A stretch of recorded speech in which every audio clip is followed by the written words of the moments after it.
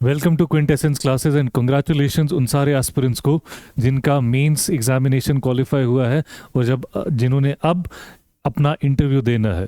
ये लेक्चर उन्हीं सारे एस्पिरेंट्स के लिए होने वाला है कि उन्हें ये बताया जाए कि इस इंटरव्यू के लिए प्रिपेयर कैसे किया जाता है। So today's class is going to be based on JKPSC interviews. अब इस इंटरव्यू को प्रिपेयर करने के लिए एक प्रॉपर तरीका है जो फॉलो करना है। उसके लिए आपको ये जानना बहुत ज़रूरी है कि इस इंटरव्यू में पूछा क्या जाता है, इस इंटरव्यू में असेस किया जा रहा है, और ये नॉलेज होना बहुत ज़रूरी है, बिकॉज यही चीज़ आपको इंटरव्यू में सक्सेसफुल बनाती है और यही चीज़ डिटरमिन करती है कि आप एवरेज स्कोर करोगे इंटरव्यू में या आप एवरेज से ऊपर जाके टॉपर्स वाली लीग में होगे इंटरव्यू में, और उसके बेसिस पे आपका सिलेक्शन होने वाला है। तो सबसे पहले हम बात करेंगे इस क्लास में कि इंटरव्यू में असेस क्या किया जा रहा है। ठीक है, क्या असेस किया जा रहा है, सबसे पहले हम इसकी बात करने वाले हैं, और उसके बाद हम बात करेंगे कि इस इंटरव्यू के क्या क्या कंपोनेंट्स हैं। तो हम सबसे पहले इसकी बात करते हैं। अब इंटरव्यू पैनल में क्या असेस किया जा रहा है? क्या इसमें नॉलेज असेस की जा रही है? बिल्कुल भी नहीं। इंटरव्यू में नॉलेज बिल्कुल भी असेस नहीं की जाती है। इंटरव्यू में क्या असेस किया जाता है कि क्या ये एस्पिरेंट जिसने प्रीलिम्स और मेंस एग्जामिनेशन क्वालिफाई किया हुआ है, क्या ये एस्पिरेंट अब ऑफिसर बनने के लिए वो पर्सनालिटी इसकी है जिसकी बेसिस पे ये ऑफिसर दिखे और ऑफिसर बने। सो इसमें क्या वो ऑफिसर वाले ट्रेट्स हैं, ये सारी चीज़ें असेस की जाती हैं। और ये असेस कैसे होंगी? आपने नॉलेज वाला पोर्शन जो है वो कंप्लीट कर दिया है through your mains examination and उससे पहले योर प्रीलिम्स एग्जामिनेशन।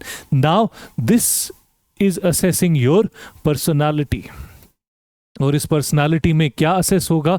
सबसे पहले आपका असेसमेंट जो होगा उसमें आती है आपकी मेंटल अलर्टनेस। आप कितने अलर्ट हैं टू योर सराउंडिंग, आपका ऑब्जर्वेशन कितना अच्छा है, आप कितनी अच्छी तरह से अपने आसपास चीज़ों को ऑब्जर्व करते हो। This shows your mental alertness. इसी के लिए वो रैंडम क्वेश्चन पूछे जाते हैं, what was the colour of the sofa that you were sitting on. अब ये एक ऐसा सवाल है जिसका सही या गलत जवाब होना ज़रूरी नहीं है। इसका जवाब देना ज़रूरी इसलिए है बिकॉज ये दिखाता है कि आप कितने मेंटल अलर्ट हो। आपने अपनी सराउंडिंग को, जब आप बैठे हुए थे, जब आप बाहर बैठे हुए थे इंटरव्यू पैनल के रूम के बाहर, वहाँ पे आपने कितना ज़्यादा ऑब्जर्व किया हुआ है, एंड यहाँ से वो प्रिडिक्ट कर पाते हैं कि आप अपने इंटरव्यू में किस तरह से आगे परफॉर्म करने वाले हैं। उसके साथ साथ क्रिटिकल थिंकिंग।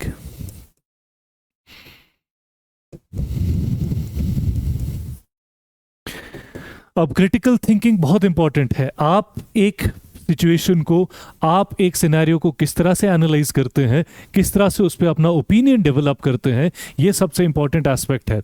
इस क्रिटिकल थिंकिंग के लिए आपसे जो सवाल पूछे जाएंगे वो जनरली कहाँ पे, किस पे होते हैं? वो जनरली होंगे गवर्नेंस पे, या होंगे फॉरेन इवेंट्स पे, या नेशनल इवेंट्स पे, सोशो इकोनॉमिक इश्यूज पे। क्रिटिकल थिंकिंग जहां आपसे कोई सवाल, फैक्चुअल सवाल नहीं पूछा जाएगा, बट आपका ओपिनियन पूछा जाएगा। फॉर एग्जाम्पल, आप कोई भी सिनेरियो ले लो, वो इंटरनेशनल इवेंट ले लो, what is happening in Iran, do you think that it is being sponsored by America? Now यहाँ पे आपसे सवाल ये नहीं सवाल पूछने वाले ये नहीं देख रहे हैं कि आपको ईरान के बारे में कितना पता है।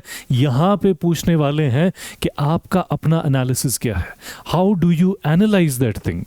और ये एनालिसिस, जो ये एनालिटिकल स्किल है, ये बहुत इंपॉर्टेंट है आपकी थिंकिंग को दिखाने के लिए।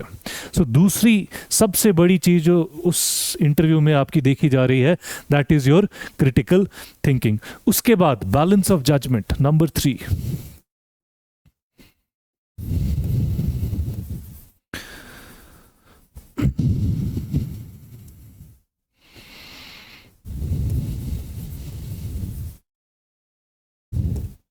बैलेंस ऑफ जजमेंट भी बहुत इंपॉर्टेंट है। Now when we talk about balance of judgement, again we are talking about social issues, we are talking about governance issues, we are talking about developmental issues.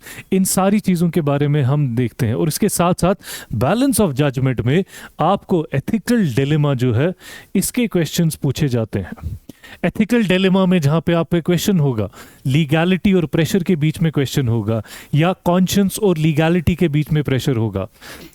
Lady comes to you, उसके पास required documents नहीं है, क्या उसे एक specific social scheme में enrol करना चाहिए या नहीं करना चाहिए? यहाँ पे एथिकल डिलेमा है आपके लिए।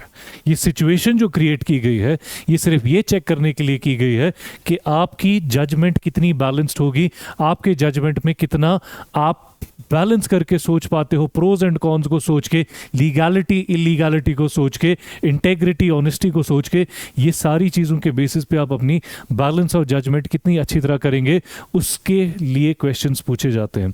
उसके बाद नंबर 4 आपसे पूछी जाएंगे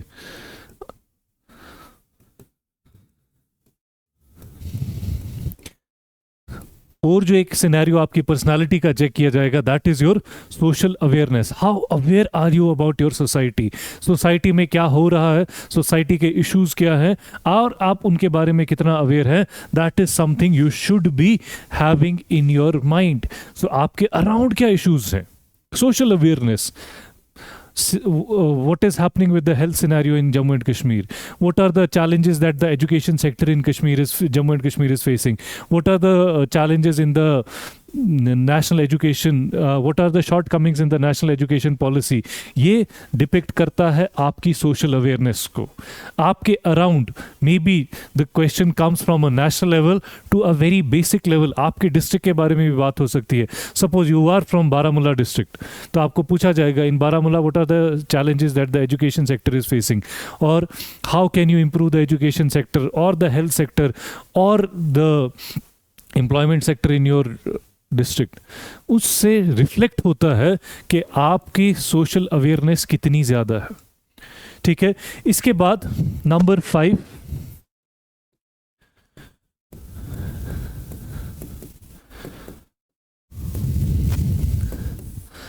अब ये इंटरव्यू एक ऑफिसर को सिलेक्ट करने के लिए, एक ऑफिसर जो अपने डिपार्टमेंट को, अपने उस सब डिवीजन को या अपनी तहसील को ये लीड करने वाला है। He has to be the leader of that department और दैट एरिया, और ये लीडरशिप स्किल्स होना बहुत ज़्यादा ज़रूरी होते हैं। इसमें आपसे सवाल पूछे जाएंगे विद रिस्पेक्ट टू लीडरशिप, जिस तरह से टीम वर्क के बारे में पूछा जाएगा, आपके अपने ट्रेट्स पूछे जाएंगे, आपको क्या अपने अंदर कमियां लगती हैं वो पूछा जाएगा। इस तरह के सवाल पूछे जाते हैं to check your leadership skills, ताकि ये देखा जाए कि ये ऑफिसर एक डिपार्टमेंट को लीड करने के लिए, एक सब डिवीजन को लीड करने के लिए ये एक अच्छा ब्यूरोक्रेट बन सकता है, ये एक अच्छा ऑफिसर बन सकता है, ये एक अच्छा पुलिस ऑफिसर बन सकता है कि नहीं। उसके लिए लीडरशिप स्किल्स होना बहुत ज़रूरी, because there is a difference. एक एवरेज परफॉर्मिंग ऑफिसर और एक लीडरशिप वाले ऑफिसर में बहुत ज़्यादा डिफरेंस होता है। एक एवरेज ऑफिसर वही चीज़ें करता जाता है जो उसे मैंडेट दिया जाता है, लेकिन एक लीडरशिप वाला ऑफिसर उस मैंडेट के साथ साथ कुछ इनोवेशन दिखाता है, कुछ अपनी पर्सनालिटी का इम्पैक्ट छोड़ के जाता है अपनी पोजीशन पे। So it is very important कि आपके पास वो लीडरशिप स्किल रिफ्लेक्ट होने चाहिए आपके इंटरव्यू में। उसके साथ साथ हम क्या देखते हैं, नंबर 6 ethical orientation।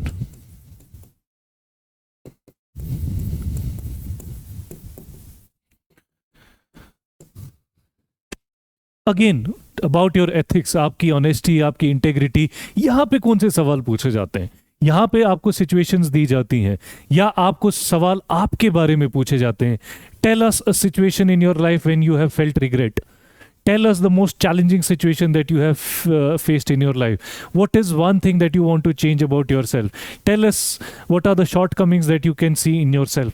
ये चीज़ें पूछी जा रही हैं आपकी ethical orientation देखने के लिए। इसमें आपको situational questions भी पूछे जा सकते हैं, इसमें आपको आपके बारे में भी पूछा जाएगा। ये हैं वो कुछ ऐसे skills, ये हैं कुछ ऐसे personality traits जो आपके लिए आपके इंटरव्यू में रिफ्लेक्ट होने चाहिए। If you are able to reflect all of these, if you are able to give them a situation, give them a personality जो इन चीज़ों को रिफ्लेक्ट करती है, आपको अपने इंटरव्यू में बहुत अच्छे नंबर एक्सपेक्ट करने चाहिए, और ये स्किल्स ही आगे चल के काम आने वाले हैं। Who constitutes this interview panel में कौन होते हैं? इंटरव्यू पैनल में आपको मिलेंगे सीनियर ब्यूरोक्रेट्स, रिटायर्ड ब्यूरोक्रेट्स होंगे वो, आपको मिलेंगे सब्जेक्ट एक्सपर्ट्स, आपको मिलेंगे एकेडमिशियंस या साइकोलॉजिस्ट मिलेंगे। वो यही सारी चीज़ें असेस कर रहे हैं।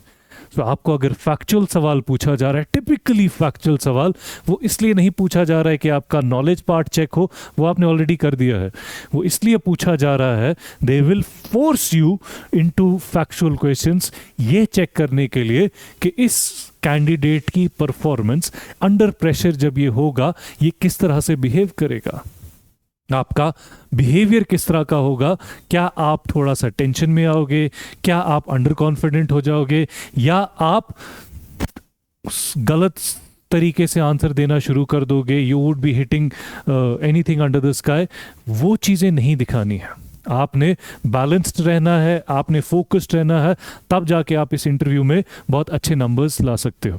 So this was the first part कि इस इंटरव्यू में कौन से पर्सनालिटी ट्रेट्स हैं जो असेस किए जाते हैं। उसके बाद आते हैं हम अपने सेकंड पार्ट पे, दैट इज द इंटरव्यू की स्कीम ऑफ इंटरव्यू।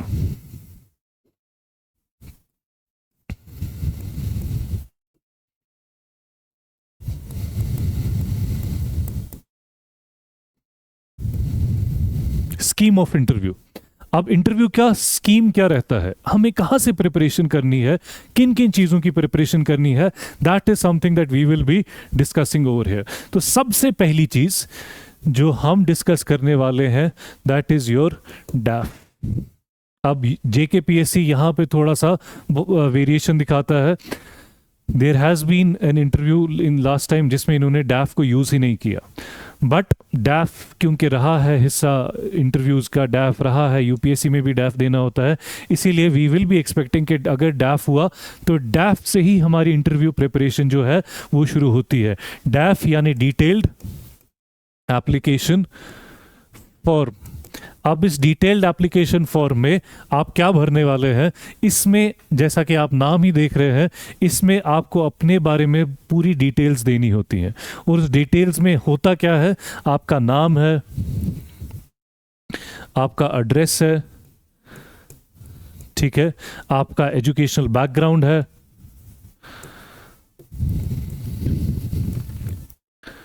ठीक है, स्कूल कॉलेज की अचीवमेंट्स है, आपकी हॉबीज हैं, ये सारी चीजें आपके डैफ में से निकल के आती हैं। और डैफ को जनरली कहा जाता है, अगर डैफ JKPSC ने निकाला तो डैफ को कहा जाता है the syllabus for the interview. एक बहुत ही brilliant aspirant in the interview is someone जो अपने डैफ को बहुत अच्छे से प्रिपेयर करेगा, and he will be ensuring कि उसके डैफ से ही उसके सवाल निकलेंगे और उसने उसको प्रिपेयर किया होगा। I will give you a real time experience from my interviews. मैंने अपने इंटरव्यू के डैफ में आउट ऑफ द 3 सबसे ऊपर पुलिस सर्विसेज को रखा हुआ था। So when I am keeping this police service सबसे ऊपर, तो आई शुड बी एक्सपेक्टिंग कि मुझे पुलिसिंग के बारे में, पुलिस रिफॉर्म्स के बारे में सवाल पूछा जाएगा। So from that I realized कि मुझे पुलिस रिफॉर्म्स पे अगर कोई जजमेंट है या कोई रिपोर्ट है वो मुझे प्रिपेयर करनी है। So there is a judgement known as Prakash Singh judgement. Prakash Singh judgement है। तो जैसे ही after the chairman the first panelist asked me this question कि बताओ प्रकाश सिंह जजमेंट क्या कहती है। तो अब ये मैंने क्वेश्चन कहां से प्रिपेयर किया, this question was from the डैफ की इंफॉर्मेशन। या मुझसे दूसरा सवाल पूछा गया था अबाउट इंटरनेशनल आर्बिट्रेशन, क्योंकि मेरा लॉ बैकग्राउंड है।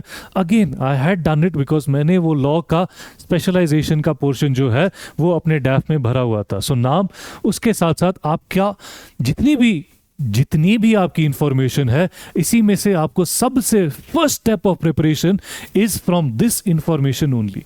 सो आपको शुरुआत कहां से करनी चाहिए? शुरुआत करनी चाहिए बहुत ही ट्रेडिशनल तरीके से, from your home town.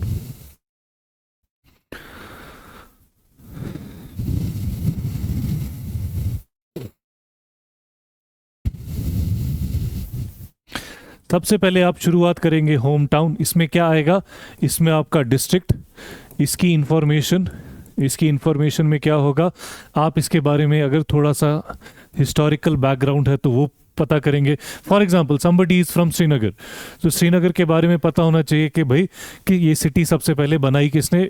Typically specific answer Ashoka ने, अशोका के बाद परवरा सेना ने। So we have information from history.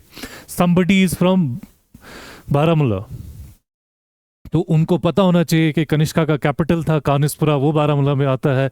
या आज कनिष्का के टाइम की कुछ मॉन्यूमेंट्स को निकालने के लिए एक्सकवेशन हो रही है, वो भी बारामूला डिस्ट्रिक्ट में हो रही है। सो थोड़ा सा हिस्टोरिकल बैकग्राउंड पता होना चाहिए, हिस्टोरिकल नाम अगर कोई रहा है आपके डिस्ट्रिक्ट का वो पता होना चाहिए।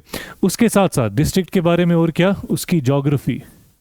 आप ज्योग्राफी में क्या है, आप बडगाम से हो, आप ये पामपोर पुलवामा वाले एरिया से हो तो करेवास के बारे में पूछा जाएगा आपको जेहलम के बारे में, आपके यहाँ से जो जो रिवर्स जाते हैं उनके बारे में पता होना चाहिए। सो you should know the basic geography of your area, ठीक है। उसके साथ साथ और क्या पता होना चाहिए, then some things like economic activities वहाँ पे क्या है।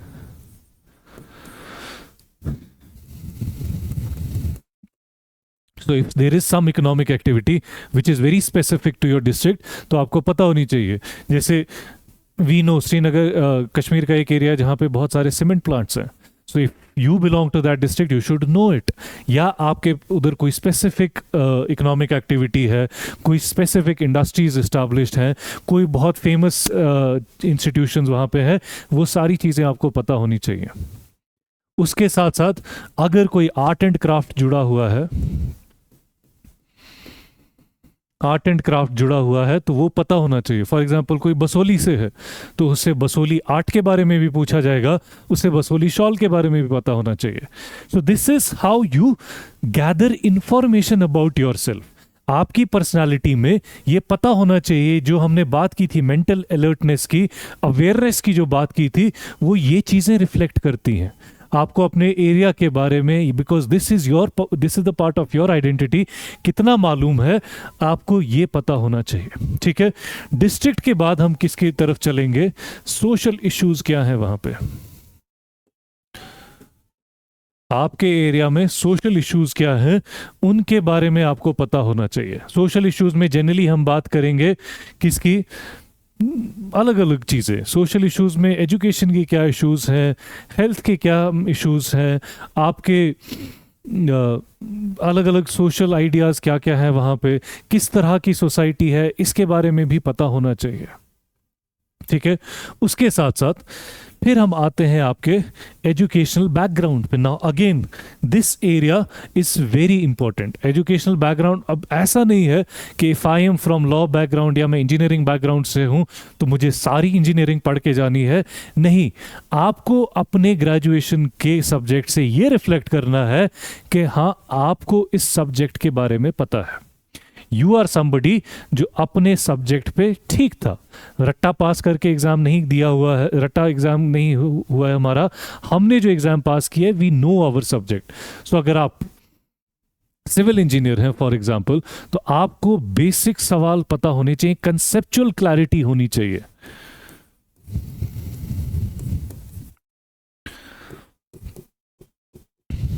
कंसेप्चुअल क्लैरिटी जरूर होनी चाहिए in your subject of graduation. For example, जब again from sharing my, I keep on sharing experience from my interviews. जब मैंने इंटरव्यू दिया तो मुझसे सवाल पूछा गया था लॉ का सवाल। एक सिचुएशन बताई गई मुझे कि इसमें लीगल एप्लीकेशन किस तरह की नजर आएगी हमें, वो मुझे क्यों पूछा गया था, बिकॉज मेरा एजुकेशनल बैकग्राउंड लॉ का था। आप अगर इंजीनियरिंग बैकग्राउंड से, suppose you are civil engineer, तो आपसे मे बी पूछा जाएगा अबाउट स्ट्रक्चर्स। अब स्ट्रक्चर्स के बारे में एक नॉन इंजीनियरिंग बैकग्राउंड का आदमी क्या सवाल पूछ सकता है। मैं आपको पूछ सकता हूँ बिल्डिंग की स्ट्रेंथ के बारे में, मैं आपको पूछ सकता हूँ कि Kashmir is a seismic zone, तो यहाँ पे क्या चीज़ें इंश्योर करनी चाहिए हमें व्हेन वी डिज़ाइन स्ट्रक्चर्स।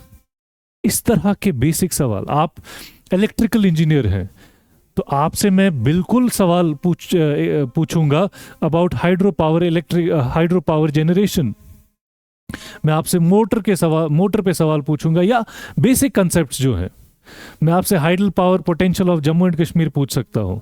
खासकर अगर आप चिनाब रीजन से आते हैं तो आपको तो ऐसे भी पता होने चाहिए about the different power generation units जो वहां पे लगे हुए हैं, पावर प्रोजेक्ट्स के बारे में पता होना चाहिए। ठीक है, इस तरह से आप एंथ्रोपोलॉजी के बैकग्राउंड से हैं तो आपको उसके बारे में पता होना चाहिए। आप पॉलिटिकल साइंस के बैकग्राउंड से हैं तो आपको अपने सब्जेक्ट के बेसिक कंसेप्ट्स पता होने चाहिए। If you are from political science, may be the question is what is the difference between a state and a nation. इस तरह के कंसेप्चुअल सवाल, so that again this question would be asked not to जज कि आपको अपने subject के बारे में कितना पता है, कितनी नॉलेज है, but something from your personality. और वो पर्सनालिटी में से हम क्या निकाल के लाते हैं कि you were good in your subject, आपने अपने सब्जेक्ट को सही से पढ़ा हुआ है। That shows your mental alertness and awareness. That you are not somebody जो रैंडमली पास करके आ गया, उसे पॉलिटिकल साइंस के बारे में, इंजीनियरिंग के बारे में कुछ भी नहीं पता है। दैट रिफ्लेक्ट्स कि आपका बहुत ही लेड बैक एटीट्यूड है। दैट रिफ्लेक्ट्स कि आप अपनी लाइफ में सीरियस नहीं है। So again we are not judging you on your knowledge, we are judging you on your personality traits. ठीक है, सो आपका एजुकेशनल बैकग्राउंड, इसके साथ साथ आपको क्वेश्चंस हो सकते हैं आपके ऑप्शनल सब्जेक्ट पे भी, इसके बारे में भी हम बात करेंगे। उसके बाद आपकी अचीवमेंट्स एंड हॉबीज। अब इसमें से भी क्या क्या सवाल निकल सकते हैं। अचीवमेंट्स में you have to, they may be they ask you कि ओके ये अचीवमेंट आपने आपकी ज़िंदगी में से क्या चेंज आई, या how when you look back how do you see this achievement. So इस तरह के सवाल पूछने का मतलब क्या होता है? इस तरह के सवालों का मतलब है कि आप अपने बारे में बात कर सकते हो या नहीं। Are you aware about yourself और not? It is all about self awareness. आप जितना अपने बारे में अवेयर है उतना ज्यादा आप अच्छे से अपने बारे में बोल सकेंगे। Generally going beyond this interview, कभी अगर आपसे सवाल पूछा जाए tell me something about yourself, तो एक तो बहुत ही जनरलाइज तरीका है, माई नेम इज दिस, मैंने ये पढ़ाई की है, मैं फलानी जगह का रहने वाला हूँ। ये एक बहुत जनरल इंट्रोडक्शन है। उसके बाद दिस इज द एरिया जहाँ पे आप कुछ स्पेसिफिक्स अपने दे सकते हो, जहाँ पे you can talk about what are the interests that you have in life, जो कहीं ना कहीं अलाइन होंगे आपके इस सिविल सर्विस की जॉब से, या आपकी हॉबीज कुछ ऐसे ट्रेट्स आपके दिखाती हैं जो हेल्पफुल हो सकती हैं आपको in your service. So your questions जितने भी शुरुआत होगी वो मोस्ट प्रोबेबली अगर डैफ हुआ तो आपकी शुरुआत डैफ से ही होगी, और अगर यहाँ से आपने पल्स पकड़ ली इंटरव्यू की, then you will be in a very comfortable zone. This tells you कि आपने शुरुआत कहाँ से करनी है। सो अगेन वंस अगेन आप सबसे पहले अपने एरिया के बारे में, अपने डिस्ट्रिक्ट के बारे में, आप उधर के सोशल इश्यूज, सोशल प्रॉब्लम्स के बारे में या गवर्नेंस के इश्यूज के बारे में पढ़ेंगे। देन आपकी ग्रेजुएशन और आपका ऑप्शनल सब्जेक्ट, ये 2-3 चीज़ें जो है आपको बहुत ज़्यादा प्रिपेयर करनी चाहिए। ठीक है, so the first part of your scheme of examination is your DAF. Number second, part number 2। अब और क्या होता है आपके इंटरव्यू में?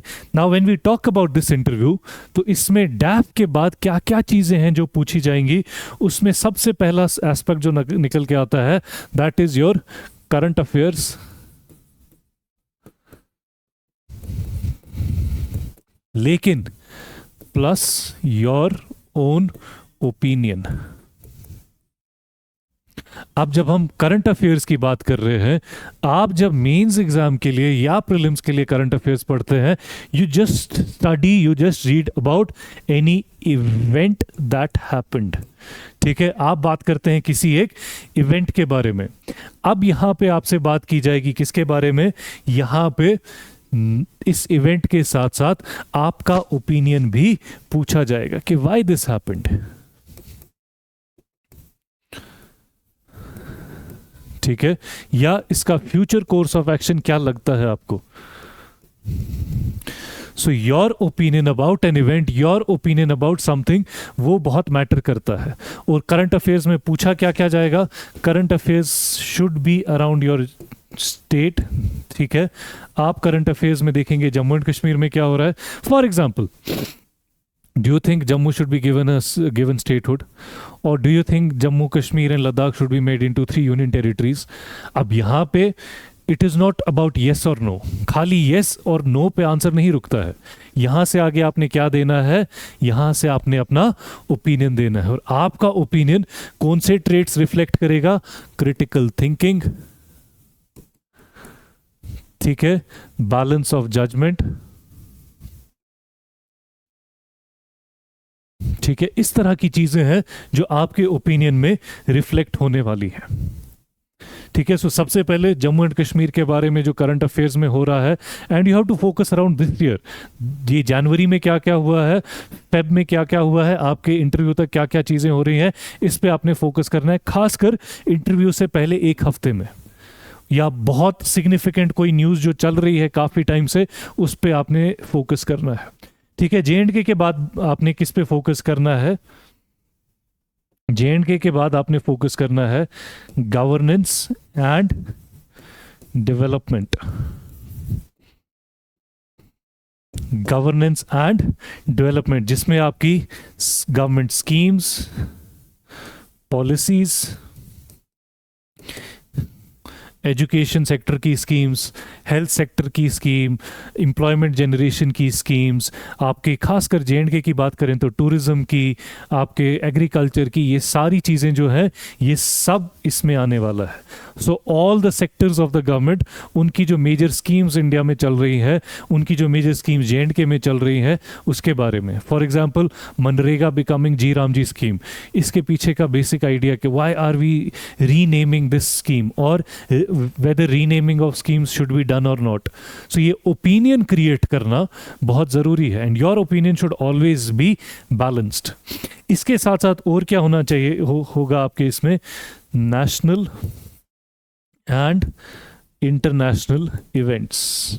अब ये वाला पोर्शन जो है खासकर इंटरनेशनल इवेंट्स का, अगर आपका ऑप्शनल PSIR है तो आपसे तो बहुत ज़्यादा IR पे पूछा जाएगा.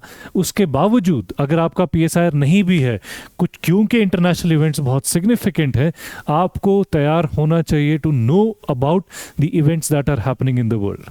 सो यू शुड नो, अगर चाइना इंडियन ओशन में खड़ा हुआ है तो इसका इम्पैक्ट इंडिया की सिक्योरिटी पे क्या पड़ेगा, ये पता होना चाहिए. आप PSIR के स्टूडेंट हो या नहीं हो, उससे फ़र्क नहीं पड़ेगा. If you are in this examination, इतना बेसिक IR तो आपको पता ही होना चाहिए. So your IR, your international events are very important. And again, opinions आपकी पर्सनैलिटी रिफ्लेक्ट करते हैं, और वो आपको पता होने चाहिए. आपको फैक्चुअल इंफॉर्मेशन नहीं भी पता है, you should have a balanced opinion, और आपको अपने ओपिनियन को जस्टिफाई करना है. एक suppose let's say India has signed the trade deal with European union. अब मुझे अगर इस पे ओपिनियन पूछा जाएगा, एक बहुत ही जनरलाइज्ड ओपिनियन होगा, yes, India has, since the government of India has signed a trade deal with European Union, it is a very good step in increasing India's global influence. ये सही है, लेकिन बहुत जनरलिस्टिक आंसर है. You have to be very specific in your answers. So इसी चीज़ को आप किस तरह से बोल सकते हैं, इसी चीज़ में आप हाईलाइट करेंगे इंडिया को ट्रेड बेनिफिट्स क्या होंगे, इंडिया को कितना बड़ा मार्केट मिलने वाला है, इंडिया के कौन कौन से प्रोडक्ट्स हैं जिनमें इंडिया को बहुत ज़्यादा स्कोप है अब यूरोप में मार्केट एक्सेस करने का. सो जब आप ये पॉइंट्स अपने आंसर्स में लाएंगे तो आपका आंसर वो 120 के स्कोर से 182 के स्कोर तक जाके पहुंचेगा. Because you have to be very specific. General answer से क्या लगता है कि इसको थोड़ी बहुत नॉलेज है, बाकी इसने इस पर सोचने की या मेहनत करने की कोशिश नहीं की है. जब आप स्पेसिफिक्स देते हो तो उससे समझ आता है कि हाँ, इसको एक टॉपिक भी पता है, इसके बारे में इसने अच्छे से रिसर्च या पढ़ा भी है, and he has a critical mind, ये सोचता है. This aspirant, this candidate is a thinking aspirant. So ये चीज़ें बहुत इंपॉर्टेंट है, आपके इंटरव्यू में रिफ्लेक्ट होनी चाहिए. ठीक है. उसके अलावा फिर socio economic challenges,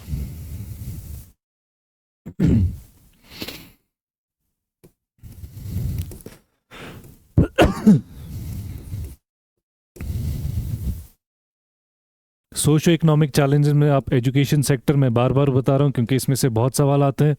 health sector, health sector पे फोकस करेंगे।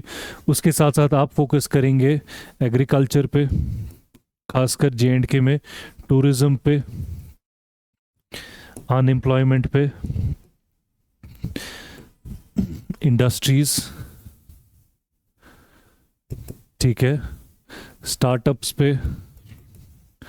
और अगर आपको नंबर्स पता है कि एग्रीकल्चर की प्रोडक्शन क्या है, एग्रीकल्चर की एनुअल प्रोडक्शन क्या है, कौन सा सेक्टर एग्रीकल्चर का, जैसे हॉर्टिकल्चर बहुत बड़ा है, कौन सा सेक्टर एग्रीकल्चर में जो बहुत मेन स्टे है, या टूरिज्म हमारी टोटल इंडस्ट्री का कितना बड़ा सेक्टर बनता है, अनएम्प्लॉयमेंट के नंबर्स क्या हैं। अगर आपको ये नंबर्स थोड़े थोड़े दिमाग में है तो आप एक बहुत अच्छा कंटेंट क्रिएट कर सकते हो for your answers. So social, economic और इधर के सिर्फ नंबर्स ही नहीं, साथ में चैलेंजेस भी। इसको इन सब में चैलेंजेस क्या है, ठीक है, and way forward. Way forward would mean your opinion. आप इस चैलेंज को कैसे देखते हो और उस चैलेंज को एड्रेस करने के लिए आप क्या तरीका बता रहे हो, that is the way forward. और ये कॉन्स्टिट्यूट करेगा चैलेंजेस में वाले सवाल में बहुत इंपॉर्टेंट पार्ट। क्या भाई इसको चैलेंजेस भी पता है और ये सोच रहा है एज एन ऑफिसर के इनको एड्रेस कैसे किया जाए, एज अ पॉलिसी मेकर इनको एड्रेस कैसे किया जाए। वो पर्सनालिटी ट्रेट दिखाना बहुत ज़रूरी है, ठीक है। So this was number second part of your interview. Number third, the third part of your interview, the third part of your interview is your optional subject and your graduation subject, जो हमने DAF में भी देखा। अब अगर DAF नहीं भी हो रहा है, if the PSC is not taking the DAF, again you have to talk about this, you have to be prepared with this, क्योंकि वो पूछ सकते हैं आपको, अच्छा बताइए आपका ऑप्शनल सब्जेक्ट क्या था, या what is your educational background, या you would mention your educational background in your introduction. So panel के दिमाग में होगा ये इंजीनियर है, ये पॉलिटिकल साइंस पढ़ के आया है, या ये कोई और सब्जेक्ट पढ़ के आया है।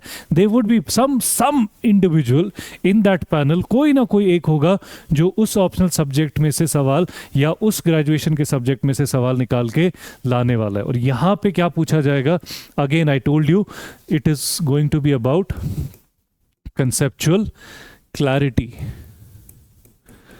और कंसेप्चुअल क्लैरिटी में ये आप सोच सकते हो, शुरू कहां से कर सकते हो, make a list, take your subject और देखो कि सपोज आपका सब्जेक्ट पॉलिटिकल साइंस है, तो सोचो एक नॉन पॉलिटिकल साइंस बैकग्राउंड वाला आपसे क्या क्या सवाल पूछ सकता है, ठीक है।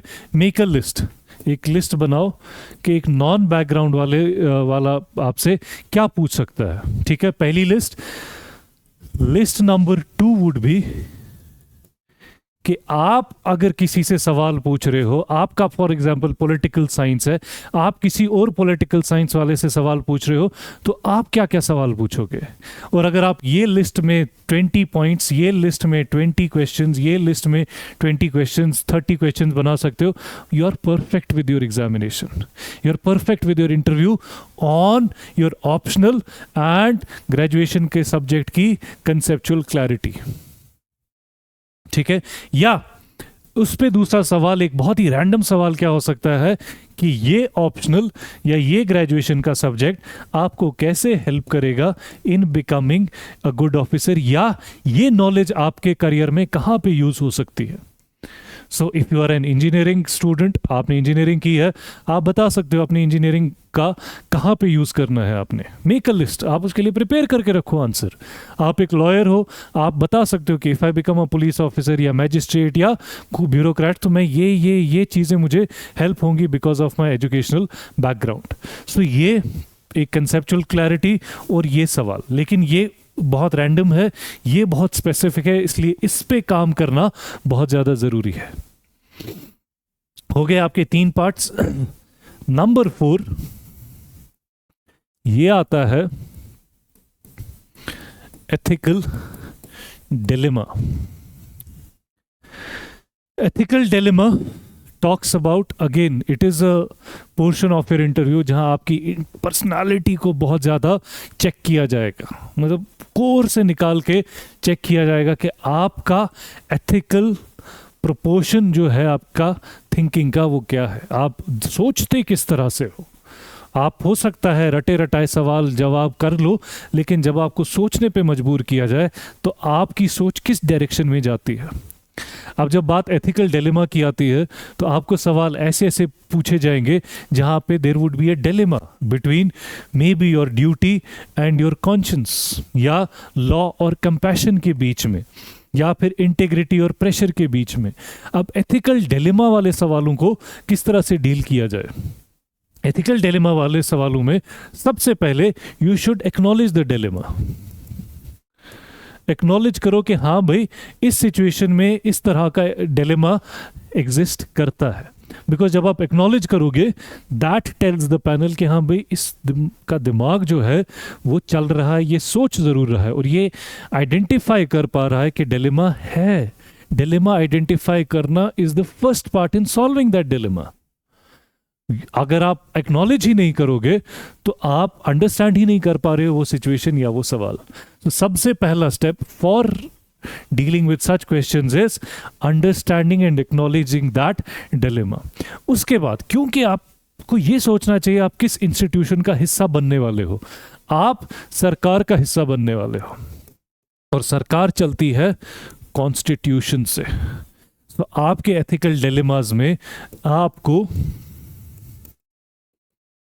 जो गाइड करेगा सबसे ज्यादा, दैट इज योर कॉन्स्टिट्यूशन। ठीक है, आपको सबसे ज्यादा गाइड करने वाला है कॉन्स्टिट्यूशन। आपके जो कॉन्स्टिट्यूशनल प्रिंसिपल्स हैं, आपको उनके साथ रहना चाहिए। आपके आंसर्स में ये रिफ्लेक्ट होने चाहिए वही सारे वैल्यूज जो हमें, कॉन्स्टिट्यूशनैलिटी जो है हमारे कॉन्स्टिट्यूशन की, वो जो प्रिंसिपल्स हैं वही रिफ्लेक्ट होने चाहिए।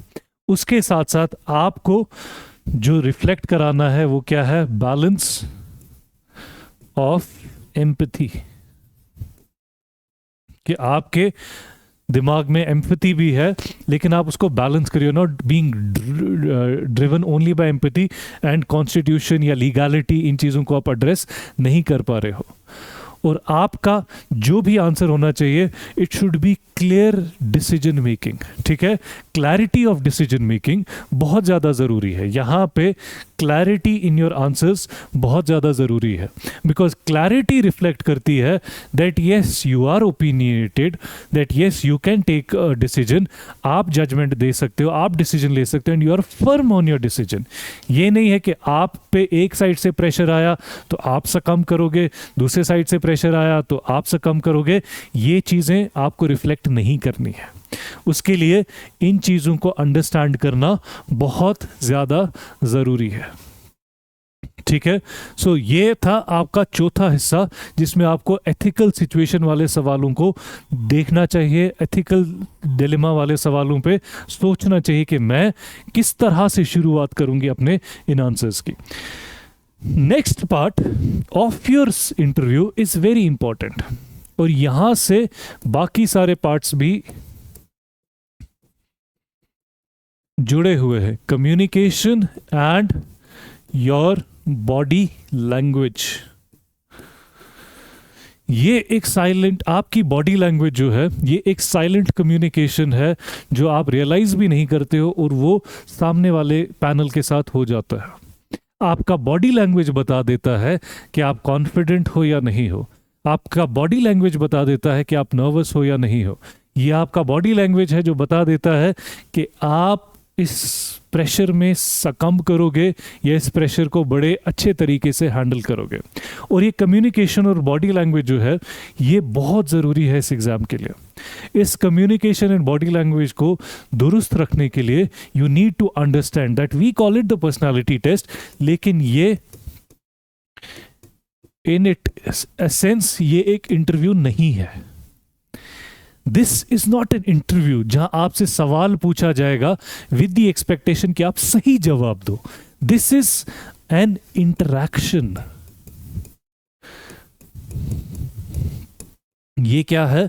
ये इंटरव्यू नहीं है, ये इंटरैक्शन है। जैसे आप बात करते हो किसी से, ये वैसे ही आपने करना है। And this interaction is about your personality. आप उस इंटरैक्शन में किस तरह से बताओगे कि आपके पर्सनालिटी ट्रेट्स क्या है, that is something that you have to understand. और इस इंटरैक्शन में क्या चीजें जरूरी है?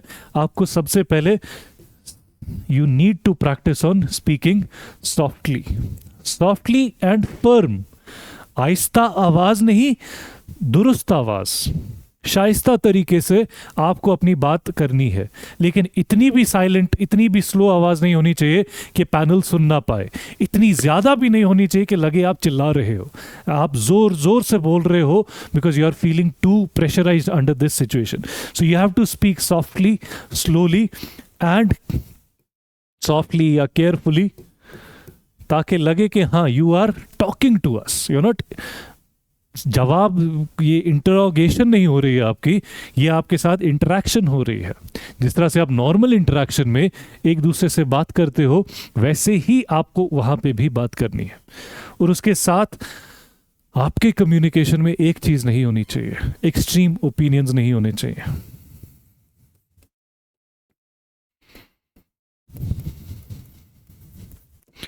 Now what do we mean by extreme opinions? Extreme opinions की जब मैं बात करता हूं, तो आपके ओपिनियंस बिल्कुल ही टोटली अगेंस्ट द गवर्नमेंट नहीं होने चाहिए। आप हर चीज़ पे एक्सट्रीम रिजेक्शन करते हो गवर्नमेंट पॉलिसीज़ का, आप बहुत ज़्यादा क्रिटिसाइज करते हो गवर्नमेंट को, आप बहुत ज़्यादा एक्सट्रीम पे चले जाते हो। हर आइडिया, हर ओपिनियन में वो नहीं दिखाना है। बैलेंस्ड ओपिनियन होना चाहिए। और बैलेंस आप कैसे करोगे? By justifying your opinion. अब जस्टिफाइंग की जब बात आती है, जब हम ओपिनियन को जस्टिफाई करने की बात करते हैं, it doesn't mean that you have to be adamant कि मेरा ओपिनियन सही है। आपने अपना ओपिनियन बताना है कि सही क्यों है। ये आपको बताना है पैनल को कि जो मैं सोच रहा हूं वो सही क्यों है। और वो सही क्यों है? बिकॉज इसके पीछे ये फैक्ट्स है। वो सही क्यों है? बिकॉज इसके पीछे गवर्नमेंट पॉलिसी है। वो सही क्यों है? बिकॉज इसके पीछे ये जजमेंट है, इसके पीछे ये सुप्रीम कोर्ट का ऑर्डर है, या इसके पीछे हमारा कोई सोशल नॉर्म है, या इसके पीछे कोई सोशल ट्रेंड है, या इसके पीछे कॉन्स्टिट्यूशन खड़ा है। This is how you give your justification for your opinions. और आपको इसके साथ साथ, अब ये तो हो गया आपका स्पोकन एरिया, स्पोकन के साथ साथ आपका बिहेवियर भी बहुत ज़्यादा फोकस में रहेगा। आपके बिहेवियर में सबसे ज़रूरी चीज़ें क्या हैं? ये बहुत छोटी हैं लेकिन बहुत मैटर करती हैं, और ये प्रैक्टिस करना बहुत ज़रूरी है। आपके स्पोकन के साथ साथ सबसे इम्पॉर्टेंट चीज़ है किस पोस्चर में आप बैठोगे। अब मैं अगर ऐसे बैठा हूँ, इट शोज़ मैं थोड़ा सा, आई am not being very good with towards the panel. मैं बहुत नखरे में बैठा हूँ, ठीक है। मैं ऐसे अगर बैठूंगा तो अगेन दैट मीन्स मैं बहुत डरा हुआ हूँ। I have to be confident. So मेरा पोस्चर सीधा होना चाहिए, लेकिन रिजिड, ऐसे अकड़ा हुआ भी नहीं, बिल्कुल नॉर्मली। सो ना ही वो बहुत ज़्यादा अकड़ा हुआ बिकॉज मैं हिल नहीं सकता हूँ, ना ही बहुत ही लाउजी लेजी सा पोस्चर होना चाहिए। Straight, firm and confident posture होना चाहिए। उसके साथ साथ, पोस्चर के साथ साथ बहुत इंपॉर्टेंट है आपका आई कॉन्टैक्ट। बहुत ज़्यादा इंपॉर्टेंट है आई कॉन्टैक्ट। अब जनरली होता क्या है, एंड दिस इज समथिंग जो हम बहुत ज़्यादा देखते हैं अपने मॉक इंटरव्यूज़ में, क्योंकि एस्पिरेंट जो खासकर फर्स्ट टाइमर्स ये गलती करते हैं कि आई कांटेक्ट नहीं बनाते हैं। आई कांटेक्ट क्यों नहीं बनाते हैं? कुछ तो शर्म के मारे नहीं बना पाते हैं, they are not confident about their answers, तो वो अक्सर नीचे देखते रहते हैं, जिससे समझ आ जाता है even if you are giving the best answer, let me tell you, अगर ये चीज़ें नहीं है आपके मार्क्स नहीं मिलने वाले हैं। तो आई कांटेक्ट, या तो आप कॉन्फिडेंट नहीं हो तो आप नीचे देखोगे, या तो आपका पूरा फोकस उस वक्त होता है आंसर देते हुए कि मैं याद करूं मैंने क्या क्या रटा हुआ था, तो आप आसमान की तरफ देखते हो, या आप ऐसे ऐसे ऐसे ऐसे करते रहोगे। तो ये जो आप कर रहे हो by not making an eye contact, this is not going to help you. You have to look into the eyes, aggression के साथ नहीं, कॉन्फिडेंस के साथ look into the eyes. जिसके सवाल का आप आंसर दे रहे हो उसको भी देखो, बीच बीच में बाकियों की तरफ भी ग्लांस करो, and give your answers to them. ये बहुत ज़रूरी है, आई कॉन्टैक्ट का होना बहुत ज़रूरी है। एंड जब इंसान कॉन्फिडेंट होता है तो ही ये चीज़ इंसान के चेहरे पे आती है। जब आप बहुत ज़्यादा नर्वस हो ये तो कम से कम नहीं होगा। And if you have this on your face that shows you are confident and comfortable in your interview. Confidence और कंफर्ट आपका रास्ता बहुत आसान करेगी। अगर आपके चेहरे पे एक जेंटल सी, हंसना नहीं है, खिलखिला के नहीं हंसना है, या बहुत ज़्यादा नहीं मुस्कुराना है कि उनको लगे कि ये तो हंसने आया हुआ है, ये कोई मस्खरा है। You have to have a very confident smile on your face, gentle smile, ताकि उनको ये लगे कि आप अच्छे से प्रिपेयर्ड हो, you know yourself, you are self aware, you are good with your concept, you are good with your opinions, you can talk to us. This shows that you can talk to us. और इसके साथ साथ एक चीज़ बहुत ज़्यादा ज़रूरी है, अब ये प्रैक्टिस किया जा सकता है, खासकर हम मॉक्स में इस चीज़ पे फोकस करेंगे। जब आपके मॉक्स हम कंडक्ट करेंगे, वी विल जज you on your posture, we will जज यू ऑन दीज थिंग्स। उसके साथ साथ घर पे आप ये काम कर सकते हैं। Sit in your room, sit on a chair in front of a table, जो आपका स्टडी टेबल है उसी हाइट का तकरीबन आपको टेबल वहाँ पे भी होगा सामने, और उस पर प्रॉपरली बैठ के आप ये एक्सरसाइज करो ऑफ टॉकिंग टू समबडी। कोई सिबलिंग हो, पेरेंट हो, फ्रेंड को बिठाओ एंड टॉक टू देम। बात करो नेशनल इवेंट्स पे, बात करो स्टेट के इवेंट्स पे, बात करो सोशल इश्यूज पे, बात करो ओपिनियंस पे। और उसके साथ साथ आपको अपनी एक ड्रेस रिहर्सल करनी है।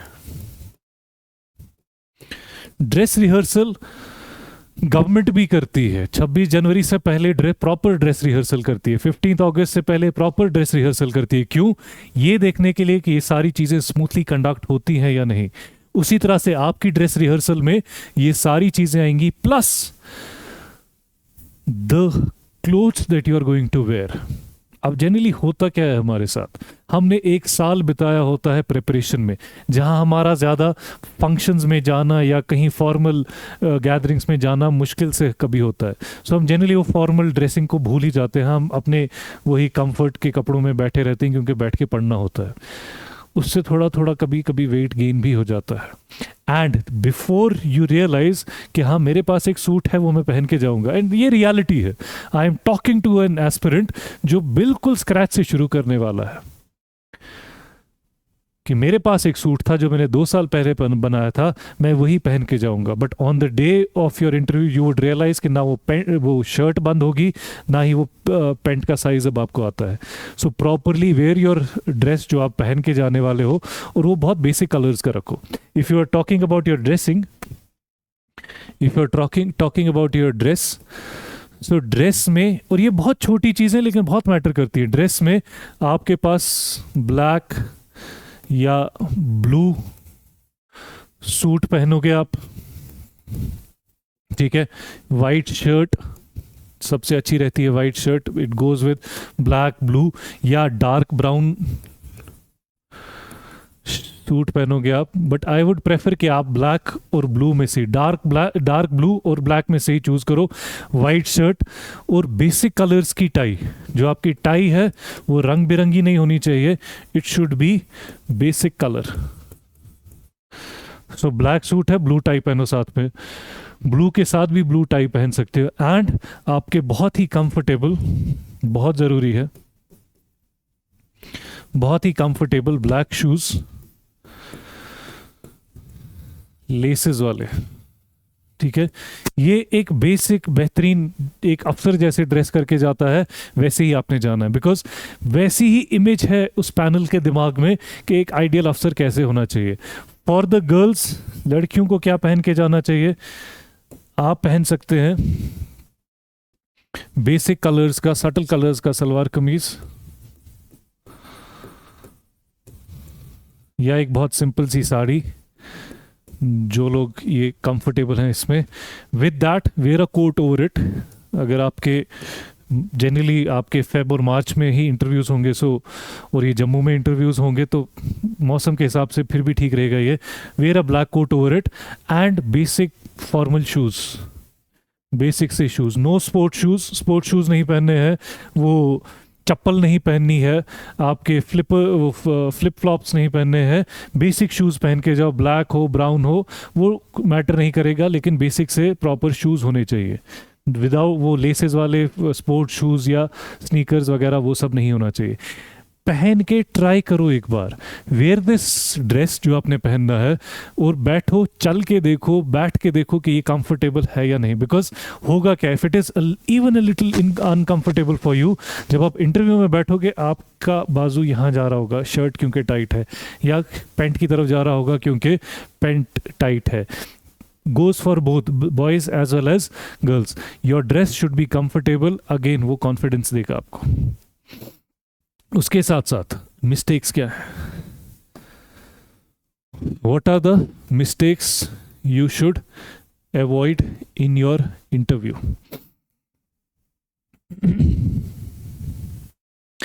तो सबसे पहली मिस्टेक जो है वो डैफ पे भी अप्लाई होती है, वो आपके आंसर्स पे भी अप्लाई होती है, that is bluffing.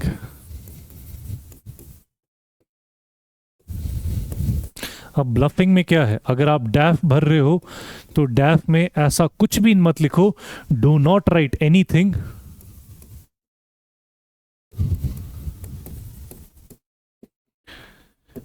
Which you can not justify. ऐसा कुछ मत लिखो अपने डैफ में जो आप जस्टिफाई नहीं कर पाओगे। You should not be writing कि भाई मेरा इंटरेस्ट क्रिकेट है और आपको क्रिकेट के बारे में कुछ नहीं पता है। You should not be writing my hobby is playing chess और आपको चेस के बारे में कुछ भी नहीं पता है। So whatever you are writing in your DAF, उसके पीछे की इंफॉर्मेशन आपके पास होनी चाहिए। You should not be writing मैंने ये अवार्ड जीता है कॉलेज के टाइम पे, जब आपको उसके बारे में पता ही नहीं है कि वो होता भी है या नहीं होता है। डैफ में डू नॉट राइट एनीथिंग जो आपको नहीं पता है। इसीलिए डैफ का भरना बहुत इंपॉर्टेंट है, बहुत सोच समझ के भरना चाहिए। And we will be holding a workshop on how to fill your DAF forms. उसके बाद फॉर योर आंसर्स अगर नहीं पता है सो बहुत ही पोलाइटली से that you don't know the answer. आपको नहीं पता है answer, instead of justifying wrong facts, instead of trying to show off कि भाई मुझे आता है, सिंपली बोलो I am not able to recall it, I have not read about it, और I have read but right now I can not recall it. इस तरह से बड़े पोलाइटली, इट शोज कॉन्फिडेंस। ये अंडर कॉन्फिडेंस नहीं है, ये कॉन्फिडेंस दिखाता है कि हाँ भाई you are ready to accept वो चीज़ जो आपको नहीं पता है। So you should be doing this instead of bluffing. Bluff नहीं करना है, ठीक है। उसके बाद दूसरी सबसे इंपॉर्टेंट चीज,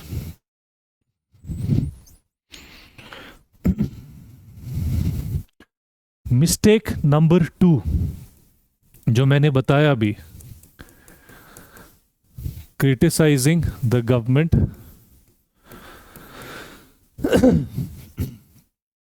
criticizing the government without any basis.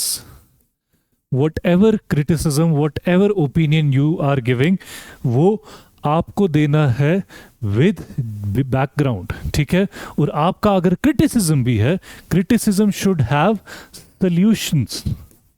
आपके क्रिटिसिज्म में खाली क्रिटिसिज्म नहीं होना चाहिए, वो भी random criticism, it should be solution oriented. For example, कोई भी स्कीम है, इसमें क्या क्या शॉर्ट कमिंग्स हैं, you should give solutions to it. For example, what are the issues in the education sector? Education sector के इश्यूज क्या है? अब एक तरीका है बोलना कि भाई literacy rates are week, students do not go to the schools, government sector schools are not performing well. ये बहुत generalistic सा question आंसर है।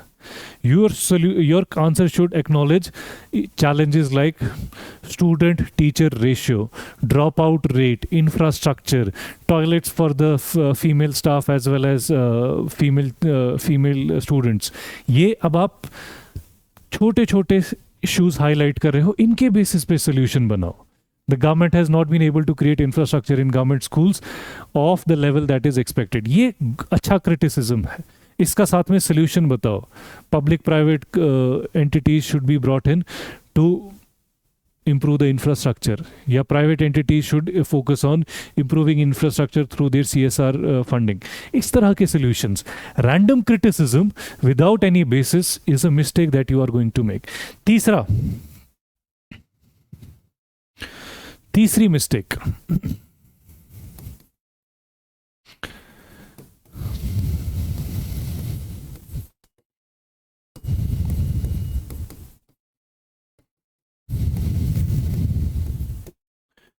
Overpraising yourself or trying to show off about yourself. I come from a district which is known for education वगैरह वगैरह वगैरह. हाँ, आपके area में एजुकेशन अच्छी होगी, लेकिन बाकी एरियाज में भी एजुकेशन अच्छी है. एंड अगर ऐसा हुआ कि उस पैनल में वो सारे लोग बाकी डिस्ट्रिक्ट्स के, तो भैया पॉइंट्स तो आपके जाने वाले हैं. So self praise is something you should not be doing. और सेल्फ प्रेज दिखती कहाँ पे? एक तो आप डायरेक्टली बोल रहे हो, ठीक है, I come from a very good school, I come from a convent school, so my language is good. ठीक है, आपकी लैंग्वेज अच्छी होगी, बट उसका ये मतलब नहीं कि सिर्फ कॉन्वेंट स्कूल वालों की ही लैंग्वेज अच्छी हो सकती है. So focus on not showing off और ओवर प्रेजिंग योर सेल्फ. ये दो तरीके से निकलती है. एक, आप डायरेक्टली बोल रहे हो, ठीक है, और दूसरा, आप जब गलत आंसर्स देते हो या एक गलत ओपिनियन को जस्टिफाई करने की कोशिश करते हो, उससे भी ये लगता है that you are trying to show off your skills, trying to show off your thinking without any basis और बैकग्राउंड. ठीक है, इसी में you should not be argumentative. आपको इंटरव्यू पैनल के सामने बिठाया है टू गिव योर ओपिनियन. आपको इंटरव्यू पैनल के साथ सामने इसलिए नहीं बिठाया कि आप आर्ग्यूमेंट करो टू जस्टिफाई योर ओपिनियन. जहां पे, और ये हो सकता है कहीं पे the panel tells you we do not agree with your opinion. अब यहां से आप अग्रीमेंट के लिए नहीं कोशिश करोगे कि इनको अग्री करवा के ही मैं निकलूंगा. नहीं, आप वहीं पे उस डिस्कशन को रोकने की कोशिश करोगे. ठीक है, somebody says कि we do not agree with your opinion, you should आगे से बोल सकते हो, मैम या सर या ma'am, I will make sure that I will read more about it. हो गया ना. आपने क्या किया? आपने आर्ग्यूमेंट खत्म कर दिया, आपने नए क्वेश्चन के लिए तैयारी कर दी. Instead of spending your time, instead of spending your energy कि भाई मैं इनको बता सकूं कि नहीं मेरा आर्ग्यूमेंट कैसे सही है, आपने उसको वहीं खत्म कर दिया. And in most probable cases interview panel इस स्टेटमेंट के बाद जब आप ये बोलोगे, मतलब ये क्वेश्चन खत्म हो चुका है, अब वो अगला सवाल पूछेंगे. सो आप वो आर्ग्यूमेंट में नहीं जा रहे हो, आप फोकस कर रहे हो on the next question. So argumentative नहीं होना है. एंड सबसे इंपॉर्टेंट चीज, लास्ट वाली mistake, being mechanical in your answers. आपकी नॉलेज चेक हो चुकी है, मेंस और प्रीलिम्स आपकी नॉलेज चेक कर चुके हैं, अब आपकी पर्सनालिटी की बारी है. And when we talk about being mechanical in your answers, हमें इस तरह से आंसर बिल्कुल नहीं देने हैं जैसे हम रट के आए हैं और बस वहां जाके सामने उगल रहे हैं वो सारा कुछ. Your answer should reflect your personality. आप सोच के बोलते हो, तेज बोलते हो, आहिस्ता बोलते हो, ये पर्सनालिटी ट्रेट्स हैं, ये सामने आने चाहिए. ये नहीं लगना चाहिए कि इसने ये सवाल पढ़ा हुआ है और ये अब इस पे रट के आंसर दे रहा है. This is called being mechanical. और ये नहीं होना चाहिए, बिकॉज इससे साफ लगेगा इसके बारे में हम नहीं जान पाए, और जिसके बारे में इंटरव्यू पैनल नहीं जान पाएगा उसको अनफॉर्चुनेटली नंबर्स भी नहीं मिलेंगे. सो यू शुड नॉट बी, बड़े ही तरीके से अपने सोच के, अपनी लैंग्वेज में, अपने हिसाब से आंसर्स देने हैं अपने. And this brings us to another very significant question. बहुत सारे एस्पिरेंट्स ये पूछते हैं कि कौन सी लैंग्वेज यूज करनी है. JKPSC के इंटरव्यू में किस लैंग्वेज में हमें आंसर करना है. और ये खासकर क्वेश्चन उन एस्पिरेंट्स के लिए बहुत सिग्निफिकेंट हो जाता है जिनको ये लगता है कि हम इंग्लिश में उतने कंफर्टेबल नहीं हैं, जो नेचुरल है. इसमें you shouldn't be right now, you shouldn't be ashamed of this thing कि भाई, या you shouldn't be worried about this thing कि आई नो इंग्लिश और आई डोंट नो इंग्लिश. ये आपका इस वक्त फोकस होना ही नहीं चाहिए. अब यहाँ पे क्या करना है आपने, आप दोनों लैंग्वेजेस को, आप इंग्लिश या हिंदी एंड उर्दू जो भी आती है आपको, इसको सप्लीमेंट करो इंग्लिश के साथ, आप इसी में बात करो। और आपको एक बहुत अच्छा जो क्यू है वो कहाँ से मिलेगा, पैनल कौन सी ज़ुबान में आपसे सवाल पूछ रहा है। सो आप इंग्लिश भी यूज़ कर सकते हो, इंग्लिश के साथ आप हिंदी उर्दू भी मिला सकते हो। और ये भी हो सकता है अगर आपको पैनल उर्दू में सवाल पूछ रहा है या हिंदी में सवाल पूछ रहा है तो आप उसी में जवाब दो, और अगर आपको कंफर्टेबल लग रहा है आप इंग्लिश में जवाब दो। It is all about your self. Language doesn't matter, your answer, your opinion, your personality matters here. Language का कोई मसला नहीं है। You should keep this in mind कि लैंग्वेज का कोई भी मसला नहीं होने वाला है इसमें। So this should not be something that should worry you. और क्यों पैनल खुद देगा आपको। When I give the interview, मुझे पहला सवाल उर्दू में ही पूछा उन्होंने। सो मैंने भी उसी हिसाब से, जैसे जैसे वो मुड़ते गए वैसे वैसे मैंने भी उसी ज़ुबान को यूज़ किया। आई यूज बोथ इंग्लिश, आई यूज उर्दू, दोनों लैंग्वेजेस में। और I scored very good marks, 182 मिले मुझे, जो उस साल का सबसे हाईएस्ट स्कोर था। So you should be focusing on your answers rather than worrying about your language. So these are some things, ये वो कुछ चीज़ें हैं जो आपको अपने इंटरव्यू की तैयारी में बहुत ज़्यादा देखनी है। और ये आपको स्टेप बाय स्टेप करना है। स्टेप बाय स्टेप आप कैसे करेंगे, what should be the steps of your interview preparation? What should be the steps? Step number 1, your information. ठीक है, सबसे पहले आप इस पे एक नोट शीट बनाएंगे। इसमें आप किस पे नोट शीट बनाएंगे, अपना डिस्ट्रिक्ट, अपना सब्जेक्ट, ठीक है, अपनी क्वालिटीज, ठीक है, इसके बारे में। स्टेप नंबर 2, आपके स्टेट, नेशनल इवेंट्स, इन पे आप ओपिनियन बनाएंगे। ठीक है, उसके साथ साथ आपको पता होने चाहिए सोशो इकोनॉमिक इश्यूज और इनके सॉल्यूशंस। ठीक है, जो मैंने बताया, health sector, education sector, job creation, agriculture, tourism, ये सारे सेक्टर्स पे आप काम करेंगे। ठीक है, उसके साथ साथ problem based questions, problem based questions, इन पे आप काम करेंगे। साथ ही साथ ऑन योर बॉडी लैंग्वेज, कुछ लोग ऐसे बैठते हैं, कुछ लोग सीधे नहीं बैठ पाते, उनको अपने बॉडी लैंग्वेज पे काम करने की ज़रूरत है, अपने आई कांटेक्ट बनाने पे ज़रूरत है। और उसके साथ साथ you should be in your interview preparation, आपके सोर्सेज क्या होने चाहिए। द सोर्सेज, आपके सोर्सेज क्या होने चाहिए। सोर्सेज हैं आपका करंट अफेयर्स के लिए न्यूज़, यहाँ पे अब आपको आपका टीवी, यूट्यूब, इस पे न्यूज़ चैनल्स एंड ओपिनियंस जहाँ पे डिस्कस हो रहे होते हैं, वो वाले चैनल्स आप सुन सकते हैं। Focus on them, understand what they are saying and build an opinion on that. Newspaper is a very good source. और आपके